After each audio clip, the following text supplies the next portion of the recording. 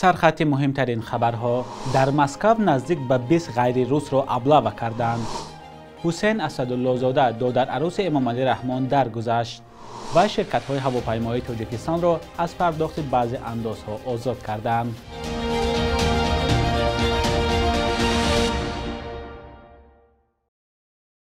درود بیننده عزیز، هفته نوتان بخیر باشد. برنامه نوید بامدادی است که از استودیوی دوشنبگی رادیوی آزادی تقدیمتان می شود. امروز 12 دکبر است. یک سازمان حامی حقوق انسان خبر داده است که نزدیک به 20 جوان را در مسکو زوراً به کمیسریات حربی بردند. به نوشته سازمان مموریال که حادثه را پیگیری کرده است، برخی از این مردها را از کوچه و گروهی را از جای کار و قهوه‌خانه ها بازداشت کردند. کارمندان پلیس هنگام بازداشت خود را معرفی نکردند. حامیان حقوق انسان این را ابلاغ نامیدند، ولی مقامات گفتند حادثه در چارچوب سفربری به ارتش صورت گرفته است. با گفته سازمان، پلیس بیشتر افراد را بازداشت کردند که چهره‌های غیر اسلاویانی دارند. هر نفری که شهروندی روسیه را داشته است، آنها را با خود به کمیسریات حربی بردند، گفته سازمان مموریال. در کمیسریات حربی گفتند که الکی این گروه مردان در مرکز سفربری به ارتش هستند. حکومت روسیه اعلان کرده بود که سفربری نیروهای احتیاطی به ارتش به انجام رسیده است. روز 28 اکتبر سرگئی شویگو وزیر مدافع روسیه با ولادیمیر پوتین پرزیدنت این کشور حسابات داده بود که طبق نقشه بیش از 300,000 نفر را به ارتش جلب کردند، هرچند تاکنون هیچ قراری رسمی درباره انجام سفربری نیروهای احتیاطی به ارتش صادر نشده است. روز 1 نوامبر دعوت جوانان به ارتش آغاز شد و آن تا روز 31 دکبر ادامه می‌کند. حسین اسدالله زاده دادر عروس 54 ساله امام علی رحمان پرزیدنت تاجیکستان در ایران درگذشته است. منابع رادیوی آزادی روز 11 دکبر گفتند جسد او به زودی به تاجیکستان انتقال داده می شود. به گفته همصحبتان رادیوی آزادی، حسین اسدالله زاده از بیماری قلب رنج می‌کشید و 2 هفته پیش او را برای توبت به ایران برده بودند. در نظر است که حسین اسدالله زاده در زادگاهش محله چپه و ناحیه جلال الدین بلخی به خاک سپرده شود. حسین یکی از برادران دوگانه عزیز ما اسدالله زاده همسر امام علی رحمان است. از این برادران دوگانه بیشتر حسن اسدالله زاده که مالک آریان بانک، شرکت هواپیمایی سامان ایر و دهها کارخانه‌های خرد و بزرگ می باشد شناخته است. حسین اسدالله زاده رئیس شرکت نفترسان در ناحیه لوکن و سربند سابق بوده است. این شرکت بیشتر به فروش محصولات نفتی در ختلان مشغول بود. درباره فعالیت و کاری او معلومات کم موجود است، ولی فرزندان دیگر این خانواده تجارت و منصب‌های مهم دارند. تا چند روز دیگر نیم ساله اولی تحصیل در تاجیکستان و برخی از کشورهای منطقه به انجام می‌رسد. میلیون‌ها خواننده بعد 5 ماه تحصیل در آغاز ماه ینور به تعطیل خواهند رفت. امروز به شما درباره یک آموزگار نقل می‌کنیم که به خانه شاگردانش رفته به آنها درس می‌دهد. تفصیلات را در گزارش فرزان محمدی ببینید. نورالله نیراکوف برای درسدهی به منزل شاگردش می رود. شاگرد او بیمار است و نمی تواند به مکتب آید. یک خواننده هم باشد این مشکلش باور کنید اگر اینا را از همین معلم از تای دل کار کند، همین خیلی کتاب ها مخصوص کتاب ها است برای اینها پسیخولوژی انده دیفکتولوژی وضو برآمده است برای زبانش شوره گرداندن هر خیلی. نورالله در دهه تاجیک نشین فردوسی در جنوب قزاقستان زندگی میکند. در این دهه 7 نورسی است که با سبب خوب نبودن وضع سلامتیشان به مکتب آمده نمیتوانند. السلام علیکم. هر یک آنها را مثل این نورس در خانه درس میدهند. دولت برای آنها در خانه شرایط تعلیم را فراهم کرده است، اما درس دادن چنین نورسان نازکی های خود را دارد. من 1 ساعت یک خواننده درس میدم برابر همون یک صنف درسی شه. 20 minut 25 minut همین بافقی همون بچه نیا که ما درس میدیم ده کمتر عصبی شود درس قطع میکنیم میرویم.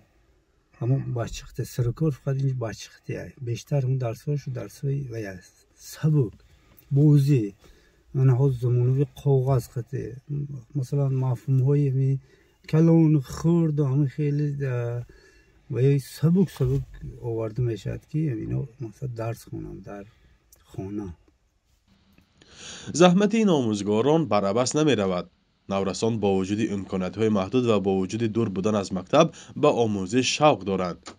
این حالت آموزگاران را برای تعلیم آنها شوقمند می‌سازد.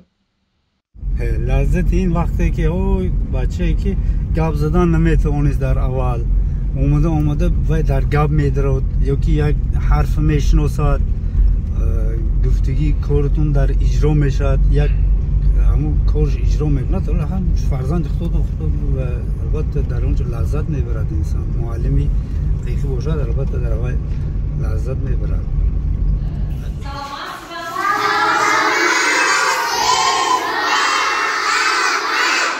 بر اساس قانون قزاقستان تعلیم اساسی تا صنف 11 حتمی است. به این خاطر همه نورسان صرف نظر از وضع سلامتیشان باید تعلیم گیرند. تجربه تعلیم نورسان امکاناتشان محدود در تاجیکستان هم عمل میکند. در تاجیکستان بیشتر والدین تلاش میکنند آموزگاران را برای تعلیم فرزندشان به خانه دعوت کنند. فرزان محمدی، مولا رجب یوسفی، رادیوی آزادی.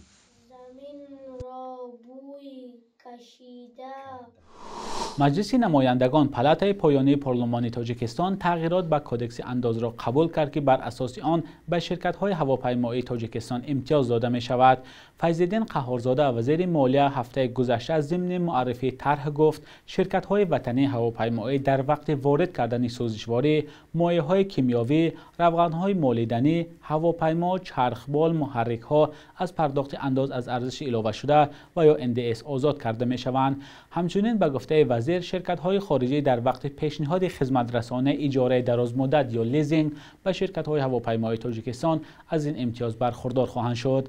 فیض‌الدین قهارزاده در جلسه پارلمان گفته است امتیاز تا سال 2027 پیش بینی شده است و هدف از آن رشد نقلیات هوایی و بلند برداشتن سطح و صفت خدمت رسانه در این سمت است.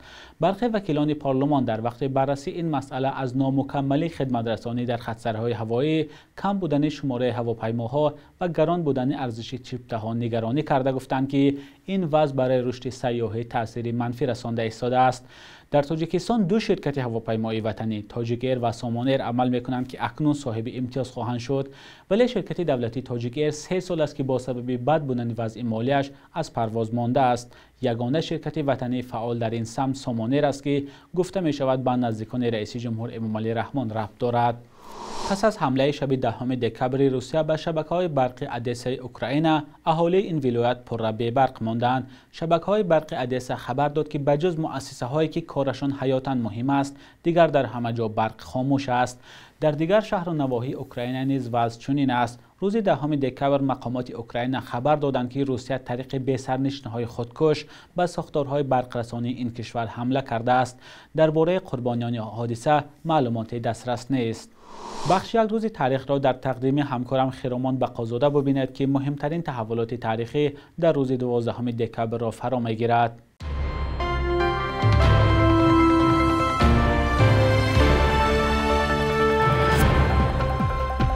ساختمان اولین خطهای راه آهن در حدود تاجیکستان امروزه هنوز سال 1897 از 109 کیلومتر راه در حدودهای ولایت سوغد امروزه شروع شد.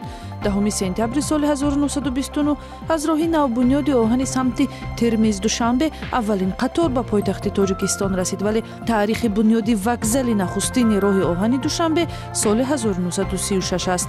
بنای امروزه آن سال 1963 ساخته شده است. راه آهن در سالهای استقلالیت تاجیکستان حرکت مسافران را به سمت ازبکستان، قزاقستان و روسیه فراهم کرد، ولی نقشه های پیوستن به شبکه های راههای آهن بین المللی هنوز روی کاغذ میمانند.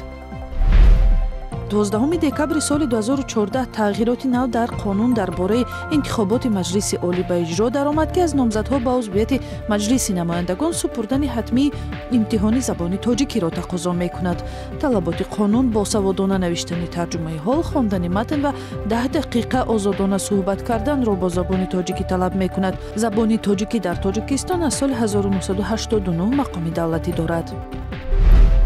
نتیجه های یک تحقیقات بنیاد اطفال سازمان ملل متحد معین کرد که در تاجیکستان 12% کودکان شهادت نامه تولد ندارند. نتیجه های تحقیقاتی که 12 دکبر سال 2013 اعلان شد با بالا بودن آمار اطفال بی سند در منطقه های شهرنشین اشاره می کند. بسیار همسری و بی پدر کلان شدن کودکان و دستنگری عائله ها از سبب های اساسی این مشکل بوده است. صبح امروز در بانک‌های تجارتی تاجیکستان 100 دلار آمریکایی از 1004 تا 1010 سامانی ارزش دارد. 1000 روبل روسیه باشد به 160 سامانی عوض می شود.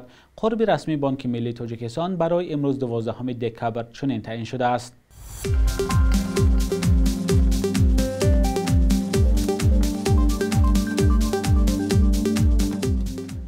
بینندگان عزیز، تشکر که تا آخر برنامه ما را همراهی کردید. دوام روز خبرهای مهم تاجیکستان و جهان را از سامانه رادیوی آزادی با نشان آزادی.org و صفحه آزادی ویدیو در یوتیوب پیگیری نمایید. خدا نگهدارتان.